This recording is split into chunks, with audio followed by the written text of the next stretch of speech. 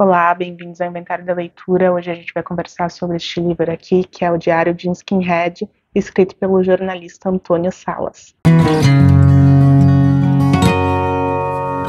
Antônio Salas, então, é um jornalista investigativo espanhol. Esse não é o seu nome verdadeiro, né, porque ele tem que proteger a sua identidade, então ninguém sabe quem ele é de verdade, tem até alguns rumores de quem possa ser, mas o fato é que a sua identidade está protegida porque ele fez muitas matérias de risco. Ele se infiltrou em muitos grupos criminosos, além deste livro aqui, né, que é o Diário de um Skinhead, onde ele fica um ano infiltrado dentro de um grupo skinhead da Espanha. Ele também escreveu um livro sobre o tráfico de mulheres e também um livro sobre terrorismo. Então, pode ver que os inimigos que ele tem são muito grandes. Então, ele está com a sua identidade protegida, não tem nenhuma foto dele, até as palestras que ele dá são intermediadas por atores. Quando ele vai dar alguma entrevista, tem todo um esquema de segurança para tentar manter a vida dele a salvo, né, de todas as pessoas que juram publicamente que vão matar ele. Mas falando sobre o assunto então desse livro aqui, né, que ele vai acompanhar um grupo de skinheads, em específico a torcida organizada, um grupo de torcida organizada formada por skinheads, que são os ultras do time Real Madrid, lá da Espanha. Então, durante um ano, ele convive com este grupo que é extremamente violento, grupo de neonazistas, ou seja, que adoram Adolf Hitler e toda a sua ideologia, né, que prega o ódio à raça, a imigrantes e a todo mundo que não pensa como eles no fim das contas. Então, aqui, esse jornalista, ele tinha 3 objetivos muito claros. O primeiro era conviver com os skinheads ao ponto de ganhar a confiança deles. Ele ficou infiltrado entre o ano de 99 e 2000. Mas antes disso, outros jornalistas tentaram fazer algo parecido e foram descobertos. E eles foram espancados, quase morreram. Então é algo muito perigoso, era algo muito perigoso de ser feito e ele sabia desse risco. Mas mesmo assim, ele quis ir adiante. Então ele queria se infiltrar para conseguir a confiança deles e entender como que ocorriam as caçadas. Isso que eles chamavam de caçadas eram as perseguições que eles faziam contra os alvos, né, do seu ódio, que eram ali os negros, os imigrantes ou até os torcedores de outros times que não o Real Madrid. Então, eles tinham momentos em que eles perseguiam essas vítimas sempre em bando, né, de uma forma muito covarde, e surravam elas, né? Eram basicamente tentativas de homicídio, muitas vezes culminava assim em homicídio. Ele também queria mostrar que os partidos políticos estavam ligados ao movimento skinhead, em específico àquela torcida organizada, porque publicamente os partidos de extrema direita, né, os partidos radicais da Espanha, negavam esse envolvimento, mas ele queria ter provas de que realmente havia uma ligação, por mais que eles negassem. E ele também queria provar que os ideólogos do neonazismo, que eram aqueles estudiosos que, né, negavam a existência do Holocausto, mas que se distanciavam da conduta dos skinheads, que abominavam os skinheads em público, na verdade eles também se beneficiavam dessa violência praticada por essa tribo urbana, né, que a gente pode considerar os skinheads. Então, basicamente, o que o Antônio Salas quer mostrar com esse livro é que, por mais que as organizações sociais tentassem se afastar, dizer que elas não tinham uma relação com os skinheads, que eram um grupo extremamente violento, que faziam todo o trabalho sujo para esse pensamento ideológico extremamente radical, na verdade, todos ganhavam com aquilo, com os atos dos skinheads, e que eles tinham uma relação sim direta com este grupo e que favoreciam e incentivavam a sua atitude, que era criminosa, para dizer o mínimo. Como eu sou jornalista também de formação, um dos pontos que mais me interessou neste livro é entender como o Antônio Salas se preparou para esse trabalho, porque é um trabalho super arriscado, né? Inclusive, esse livro eu comprei lá no começo da minha faculdade de jornalismo, em 2010, por aí, porque eu li ali na contracapa do livro, né, que falava sobre essa grande reportagem investigativa que durou 1 ano e eu fiquei super interessada. Na época eu li e agora eu fiz a releitura dele com mais atenção. E realmente Antônio Salas foi muito cuidadoso em tudo que ele se propôs durante esse 1 ano convivendo com os skinheads. O primeiro ponto era o físico dele, porque os skinheads têm uma estética muito específica do bando. Então ele teve que raspar a sua cabeça a zero, né? Por isso os cabeças raspadas, né, como eles eram chamados. Eles têm também um porte físico muito trabalhado, assim, porque eles queriam ser superiores em tudo, inclusive, né, na aparência física. Então eles eram contra o uso de drogas, assim, tudo que fizesse mal para o corpo, porque o corpo era visto como uma espécie de templo ali, também era a sua principal ferramenta, né, de expressão da sua ideologia, uma vez que eles resolviam tudo na base da pancadaria. Então ele fez muita musculação, ele raspou a cabeça, ele comprou todos os adereços que os skinheads usavam, mesmo antes de efetivamente entrar em contato com eles, ele começou a se inserir nisso. Porque uma coisa que ele fala aqui no livro é que ele não podia mentir o tempo todo, ele não ia conseguir sustentar mentiras muito complexas durante 1 ano. Então ele teve que trabalhar na mente dele situações que ele viveu para realmente tentar ir despertando aquele ódio, aquela ira que os skinheads têm de quem é diferente, né? Então, um exemplo que ele dá é que teve uma época em que ele ficou noivo de uma menina e ela acabou trocando ele por um rapaz de cor. Então, ele tentava lembrar disso o tempo todo para canalizar aquela raiva que ele sentiu nessa ocasião para todos os homens que fossem de cor, que fossem de outra raça.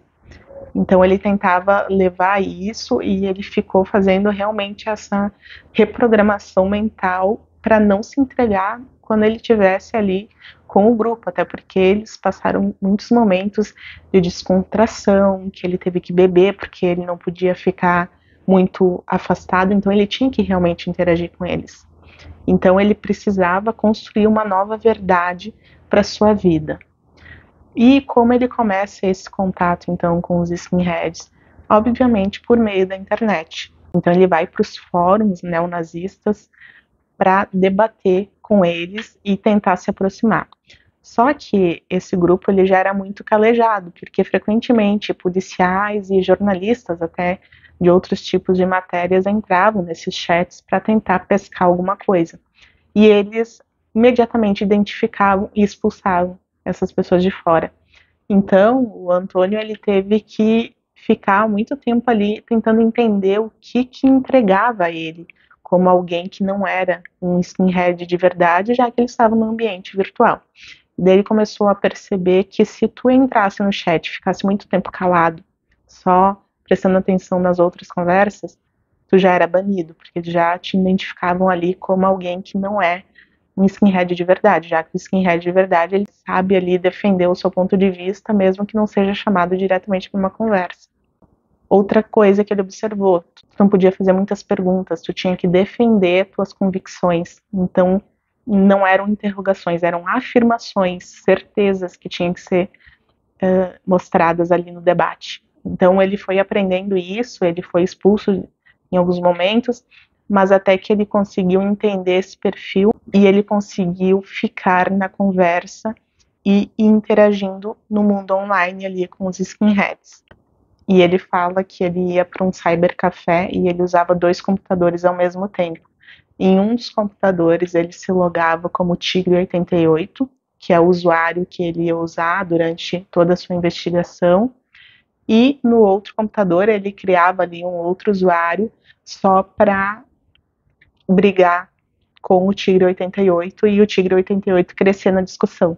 Então era uma estratégia que ele tinha para se mostrar em evidência ali no discurso, para ir ganhando a confiança dos camaradas, porque é como os skinheads chamavam, né? Entre eles se chamavam de camaradas. Ele também começou a frequentar lugares que ele sabia que eram pontos de encontro dos skinheads. Inclusive tinha uma livraria muito conhecida ali em Madrid, E ele começou a frequentar esses lugares para ir se tornando conhecido. As pessoas iam reconhecendo ele, iam ficando familiarizadas com ele. Ele já estava, né, com a indumentária. Ele usava as botas, então os coturnos pretos, com os cadarços brancos bem apertados, né? Esse era um símbolo dos skinheads, porque representa a supremacia do branco sobre o negro. E aqui a gente já pode falar de um outro ponto que ele vai tratar aqui no livro, que são as subdivisões dentro dos skinheads. Então, dentro do movimento skinhead, existem várias divisões. Existem os skinheads que são muito a favor da natureza, então eles têm ali a sua forma de agir, tem o seu movimento. Tem um grupo que é apenas de mulheres, que são as noivas, né, namoradas dos skinheads tradicionais, né, os skinheads nacional-socialistas. Tem até os skinheads que focam mais na questão racial, tem aqueles mais focados na questão de imigração. Então, dentro do movimento skinhead tinha várias divisões.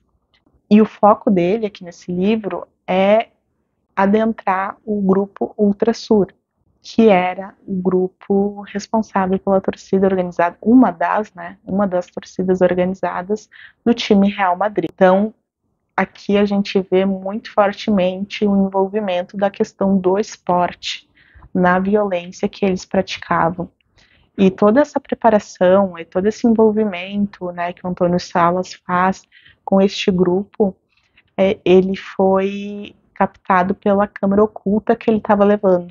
Ele levava uma câmera oculta no peito e ele usava uma jaqueta bem característica dos skinheads, que eram aquelas jaquetas que ficaram famosas depois da Segunda Guerra, né, que eram bem grossonas, e isso ajudou ele um pouco porque ficou mais fácil de ocultar o volume, porque imagina que na época as tecnologias não eram como hoje, né, que você consegue colocar uma câmera na ponta de uma caneta.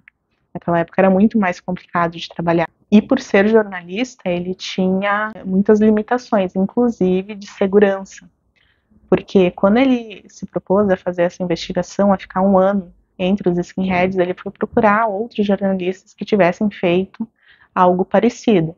Então ele soube, né, daqueles jornalistas que tentaram, mas foram descobertos, foram espancados. Inclusive, nesse momento, ele vai citar o caso do Tim Lopes, né, que é o jornalista brasileiro, aquele que foi fazer a matéria em uma favela do Rio de Janeiro.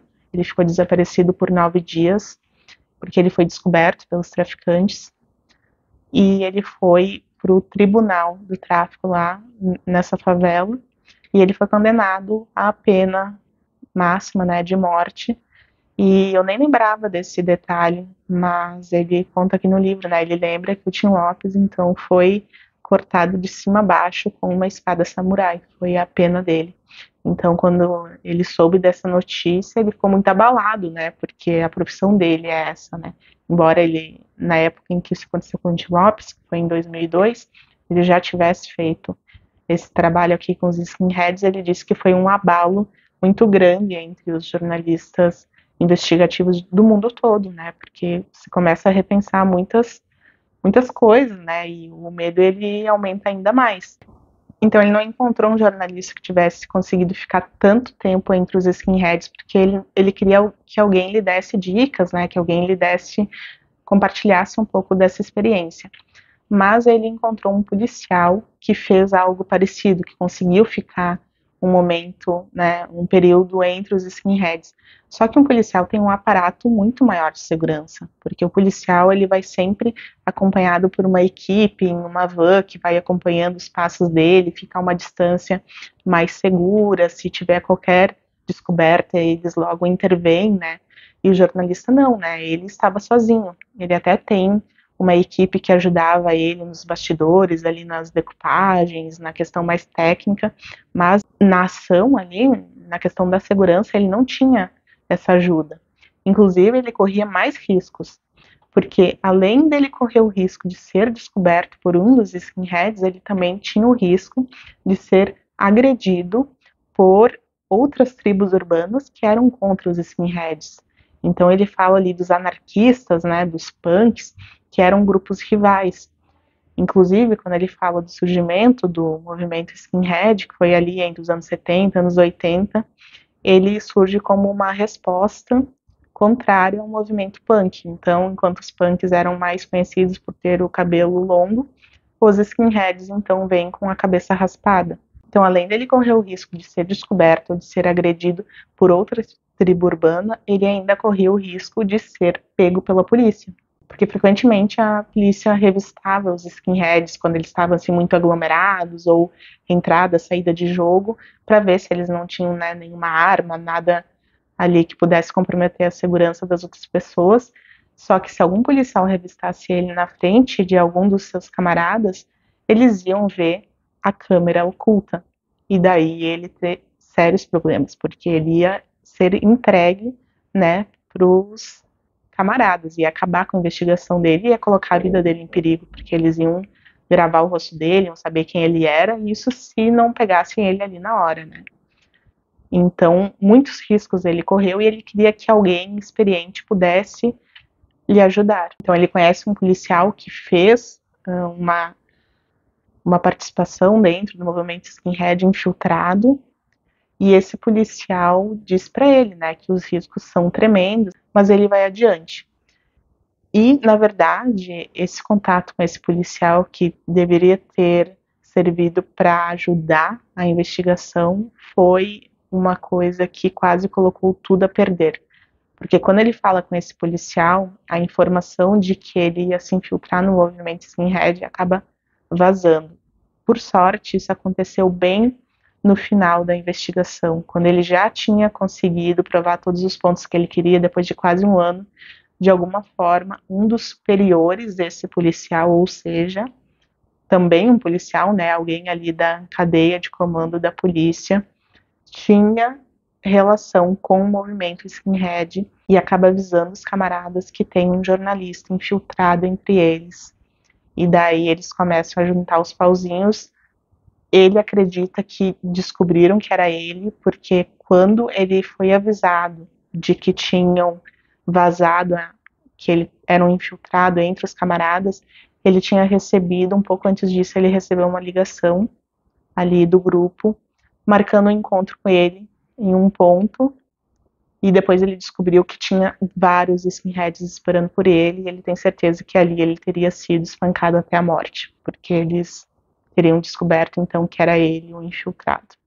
Mas, por sorte, esse policial que também foi infiltrado, com quem ele vai se consultar antes da reportagem, avisa ele a tempo, avisa que a informação vazou, que já estão sabendo que tem um jornalista infiltrado, e ele não vai até esse encontro. Então, ali ele encerra a investigação, mas ele já tinha conseguido tudo o que ele queria. Mas isso mostra o quanto esse movimento ele estava entranhado até mesmo nas autoridades policiais. Então, faz muito sentido a motivação pela qual ele faz essa reportagem, né, que é mostrar que os skinheads, embora façam todo o trabalho sujo, eles são apenas uma pontinha de um movimento que é muito maior e que envolve pessoas de todas as procedências, de todos os níveis sociais. E essa questão dos níveis sociais também foi algo que impressionou ele, porque ele imaginou que quando ele fosse entrar nesse movimento, como é um movimento tipicamente jovem, né, pessoal de torcida, que tem muita energia, muita disposição, ele achou que ele ia encontrar ali uma galera entre 18 e 25 anos, que não tem a cabeça muito formada ainda, que não tem muito propósito na vida, que seria ali uma massa de manobra.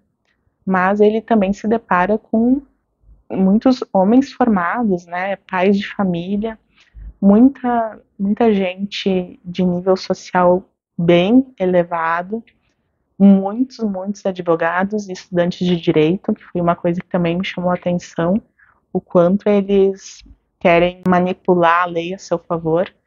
Então tem muitos filhos de militares, de ex-militares e pessoas super ricas. Ele foi em alguns bairros onde essas pessoas moravam, né, frequentavam os mesmos lugares que eles, afinal, e ele percebe que a questão financeira não era um problema para eles. E essa questão de ir nos lugares também exigia bastante cuidado dele. Então sempre que ele sabia que tinha ali um show de música ou tinha um meeting político, né, que tinha vários encontros políticos que eles participavam, qualquer coisa que envolvesse a presença dele no grupo, ele sempre tinha o cuidado de descobrir o endereço antes e ir com muita antecedência para estudar todas as rotas de fuga, caso ele fosse descoberto. Porque esse era o maior risco que ele tinha, porque ele estava ali com uma câmera amarrada no peito e qualquer tropeção mais forte que alguém desse, sentisse algum volume estranho, ele poderia ser pego, né? Então ele sempre tinha esse cuidado de, ele estava no lugar, mas ele estava ali fazendo uma leitura para ver qual era a forma mais rápida de escapar. E até teve um dos momentos que eu acho que foi onde ele chegou num limite assim bem complicado da ética profissional, porque ele estava em um bar e daí ele estava conversando ali com um dos camaradas, né, tentando extrair informações, porque tudo ele estava, né, gravando, e duas meninas se aproximam deles, né, querendo ali flertar com eles e tal, e ele dá corda porque também é interesse dele entender como que era a organização feminina dentro do movimento skinhead. E eles vão, então ele vai levar ela de carro para casa dela, e quando eles estão na frente da casa dela, que era inclusive um casarão, assim, ela era filha de militar, ela abraça ele, assim, ela, né, avança contra ele e ela sente alguma coisa no peito dele. E daí ela pergunta: o que é isso aí que tu tem, né? Tu tá armado? E daí ele tem que pensar muito rápido, assim, para não perder o rebolado ali, né? Não se entregar. E ele diz, né, que ele tá porque ele precisa se proteger, vai que ele encontre algum negro, algum imigrante, né? Ou até a polícia. Então ele tem ali, mas só se realmente ele precisar se defender. E daí ela fica muito entusiasmada e quer ver a arma. E daí ele se vê numa situação assim, e como ele tinha percebido que ela, né, se jogou para cima dele porque ela queria alguma coisa ali com ele acaba então tendo uma relação com ela ali dentro do carro, porque foi a única forma que ele encontrou de distrair ela da arma, né, que na verdade não era uma arma, era a câmera. Então, enquanto ela tá ali, né, tirando roupa e tal, ele consegue tirar a câmera de uma forma muito rápida, ele enrola ali na jaqueta e ela não vê. Mas assim, foi a única saída que ele teve para despistar, né? Então esse foi um momento que foi bem arriscado também na investigação dele. E depois que o livro saiu, né, muitos skinheads acusaram ele de várias coisas, inclusive esse capítulo é um que eles usam contra ele, dizendo que por ele ter mentido a sua identidade foi uma espécie de abuso contra a menina, já que ela não sabia que estava se relacionando com alguém que não era da mesma ideologia que ela. E essa questão do envolvimento, esse capítulo aqui foi bem isolado, porque foi só naquela noite que ele conheceu essa menina, foi tudo muito rápido, ele não teve um envolvimento aprofundado com ela, até porque ela ia querer de novo ver a arma e tal, ele teve que se afastar dela. Mas com os camaradas, né, que eram ali os amigos dele, ele disse que teve algumas pessoas que ele via que, embora elas tivessem essa ideologia totalmente, né, cruel, extremista, radical e criminosa, eram pessoas que despertaram a amizade nele. Então, ele disse que teve momentos que ele estava tão envolvido, porque imagina, né, foi um ano convivendo com aquelas pessoas, ele disse que ele estava tão envolvido e que tinha pessoas que pareciam tão sinceras com ele, que ele chegou ao ponto de quase abrir o jogo. Tem um rapaz que ele disse que ele ficou muito amigo, assim, que era aquele amigo de todas as horas, estava sempre com ele, avisava ele dos eventos e tal, que ele quase disse: olha, eu estou fazendo essa investigação assim assado, até para tentar talvez abrir os olhos, né, desse jovem, mas ele teve que se conter porque realmente, né, a ideologia dele está acima de tudo e de todos. Claramente ele não ia continuar com a amizade, né? Pelo contrário, ele ia entregar o Antônio Salas aos lobos, né? Outro ponto importante é que ele decidiu que ele não ia cometer nenhum crime, até porque, mesmo como jornalista infiltrado, se ele cometesse algum crime, ele seria julgado e condenado exatamente como um dos skinheads. Então ele tinha que, ao mesmo tempo que fingir estar, né, ali envolvido na caçada, nos momentos de violência, ele não podia praticar efetivamente nenhuma violência. Porque senão, quando ele fizesse o livro e entregasse todos os crimes que aconteciam lá, ele também ia ser julgado, né? Então ele diz que tem um momento que teve um jogo do Real Madrid contra um outro time e eles se organizam na saída do estacionamento dos torcedores rivais para esperar os carros passarem e tacar pedras nesses carros. E daí tava todos os camaradas ali jogando pedras e ele não tava, ele tava assim só gritando, assim, agitando um pouco para parecer que tava jogando pedras, mas ele não tava jogando nenhuma pedra. E daí ele percebe que um dos camaradas acha que é um pouco estranho e começa a observar ele. E daí ele nota, assim, pela visão periférica que ele está sendo observado. E daí ele pega uma pedra, começa a entoar ali os gritos de ordem do movimento. E ele joga uma pedra, mas ele mira na lataria do carro, na parte de baixo. Então, tipo, ele fez para errar, né? Mas ele teve que pelo menos simular isso para não levantar suspeitas. Em outro momento, tem uma caçada, né, que é quando eles vão perseguir ali os torcedores do time adversário, e tem dois irmãos imigrantes que são brutalmente espancados, e tem um momento que ele tá ali junto com os agressores, ele não agride, mas ele também não pode evitar que esse jovem seja agredido. E ele disse que naquele momento ele se sentiu muito mal, né? Inclusive no livro ele pede desculpas ali, porque se ele interferisse, ele ia, na verdade, apenas aumentar o número de vítimas, né? Porque ele também ia ser uma vítima, então não tinha nada que ele pudesse fazer naquele momento. Nessas caçadas eles tinham uma espécie de ritual. Eles se dividiam em vários pequenos grupos, assim, porque eles eram muito covardes, né? Eles iam em um grupo contra um ou dois para ter a certeza de que eles iam realmente conseguir ser o mais violentos possível.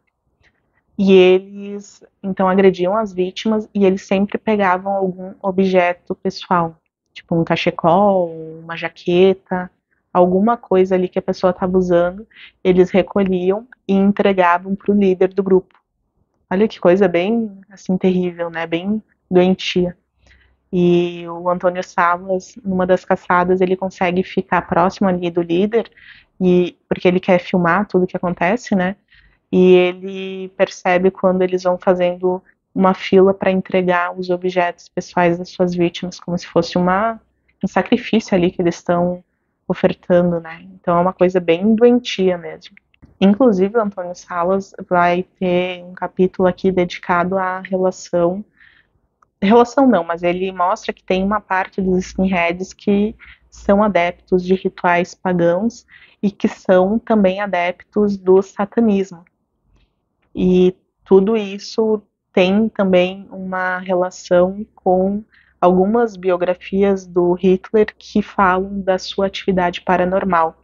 Ele cita aqui no livro uma situação que é relatada, né, sobre a vida do Hitler, de que quando ele estava lutando, né, no fronte, em uma guerra, ele teria escutado uma voz dizendo para ele sair de onde ele estava, porque algo muito ruim ia acontecer. Então ele estava ali com um grupo de soldados e ele se afasta desse grupo muito rapidamente, vai para outra parte ali do terreno onde ele estava, e esse grupo é exterminado, né? Eles jogam ali não sei se é uma granada, acontece alguma coisa ali e todos morrem. E ele conseguiu escapar porque ele teria escutado essa voz. Então tem toda essa questão também sobre uma suposta paranormalidade do Hitler, e tem uma parte dos skinheads que também se baseiam nisso e cultuam ali diversos rituais, tudo tá ligado com tudo de alguma forma. E isso também entra na questão dos skinheads serem, dos neonazistas, né, de forma geral, serem muito segmentados. E talvez essa seja a nossa sorte, porque quando a gente vê que escala tem esse movimento, até que ponto chega essa ideologia tão extremista, né, envolvendo todos os níveis sociais, se eles fossem unidos, nós estaríamos sob um risco muito maior. E uma coisa que ele comenta é que existem skinheads em vários países. Aqui na América Latina, um país que, pelo menos na época em que ele escreveu o livro, era muito conceituado nesse meio, era o Chile, porque tem um ideólogo que morava lá que era muito respeitado no meio. E aqui no Brasil, ele cita o Brasil como um país que tem um grupo muito forte também, e ele ficou um pouco surpreso porque no Brasil o movimento skinhead inclui negros. que é algo que não faz muito sentido. Então, até nesse ponto, o Brasil é um case a ser estudado pelas suas peculiaridades. E eu acho que o impacto desse livro foi tremendo para muita gente, e muitas pessoas foram presas depois, porque a gravação que ele fez foi usada como provas em julgamentos. Então, teve um impacto gigante na Espanha. As primeiras edições esgotaram muito rapidamente, mas eu acho que o time Real Madrid na época deve ter se visto em maus lençóis, porque como ele estava ali infiltrado em um grupo de torcida organizada, um dos objetivos então era mostrar que o clube tinha conhecimento desse grupo e tinha uma relação muito próxima com eles. E de fato tem um momento em que ele vai para um jogo ali com o grupo e ele descobre que esse grupo não apenas tinha uma sala lá dentro do estádio, né, onde eles guardavam as coisas deles, mas que também o Real Madrid fornecia ingressos para o líder ali do grupo e eram repassadas aos skinheads, né, aos ultras, para irem para o jogo. Então eles favoreciam a presença desse grupo dentro dos estádios. E o que mais chocou o Antônio Salas foi saber que não apenas eles eram incentivados a estar como torcida nos dias de jogos, como também eles tinham uma chave, um acesso ao estádio quando o estádio estava fechado. Ou seja, a confiança era muito grande entre essa torcida organizada formada pelos skinheads e os dirigentes do clube. Inclusive, muitos jogadores faziam propaganda de produtos dessa torcida organizada, né, se posicionavam a favor publicamente. Jogadores que para qualquer outra marca cobrariam cachês milionários, para os ultras, que eram essa torcida organizada, faziam sem cobrar nada. Ou seja, parece que é realmente uma questão ideológica. E ele também fala sobre a relação entre os skinheads e o terrorismo islâmico. Então, o atentado às Torres Gêmeas, do 11 de setembro, foi muito impactante entre, né, os grupos skinheads que tinham algum tipo de cooperação em diferentes países. Porque enquanto todos os skinheads, né, não americanos, ou melhor, que não eram dos Estados Unidos, estavam ali elogiando Bin Laden e todo aquele sacrifício que os seus soldados fizeram em prol de uma causa e tal, os moradores dos Estados Unidos que foram, né, diretamente afetados estavam revoltadíssimos, né, e não reconheciam mais a questão do terrorismo islâmico como algo digno de honra ou de algum tipo de apreço. Então isso gerou uma ruptura entre os skinheads dos Estados Unidos e do restante do mundo, em especial da Espanha, porque o maior site neonazista, né, dos skinheads espanhol, era comandado por dois moradores dos Estados Unidos. Então, quando isso aconteceu, eles simplesmente tiram o site do ar. E daí o maior portal neonazista espanhol fica um período fora do ar em função dessa ruptura entre os skinheads americanos e os espanhóis.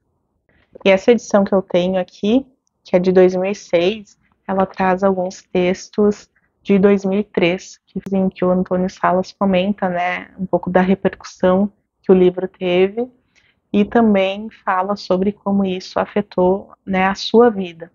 Então, depois que ele publicou o livro, ele começou a viajar por vários lugares, não apenas para descansar um pouco depois de um trabalho tão esgotante, mas por uma questão também de segurança, porque ele não podia ficar muito tempo em um lugar sob o risco de ser descoberto. Então ele ficou um período nômade, né, de uma cidade para outra. Inclusive os textos que ele assina no fim do livro aqui, cada um é de uma cidade diferente. E tem um momento que ele fala que ele foi chamado para um chat ali com os seus camaradas, né, os ex-camaradas, e ele vai falar que ele pensou um pouco e ele achou que seria no mínimo justo que esses skinheads tivessem a oportunidade de falar com ele, né, porque ele falou sobre eles e eles também tinham o direito de conversar com ele, realmente com quem ele era, né, na condição de repórter e não de infiltrado. E ele disse que ali foi meia hora, e foi meia hora que ele apenas recebeu ameaças, né, todo tipo de insulto. Ele disse que a ameaça de morte foi a coisa mais leve que ele recebeu ali dentro desse chat.